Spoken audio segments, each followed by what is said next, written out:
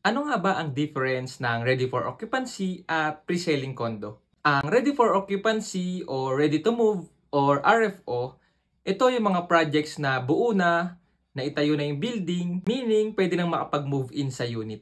Kaya kung naghahanap ka ng condo na gusto mo na agad magamit, matirhan, or mag-generate ng income for business, RFO ang para sa'yo.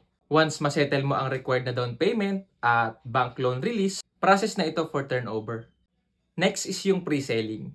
Ito naman yung mga project na newly launch or mag-start pa lang yung construction or under construction pa, tinatapos pa yung building. Ito naman yung mga projects na ilang years pa bago ma-turnover ang unit. Kung hindi ka naman nagmamadali at gusto mo lang ng investment or preparation for future use or business, pre-selling naman ang para sa'yo. If you have questions, message mo lang ako or pwede mo din niyang i-comment sa baba, baka kaya nating sagutin yan. Again, I'm Roy. Always remember, investing is not about the cost, it's about the value.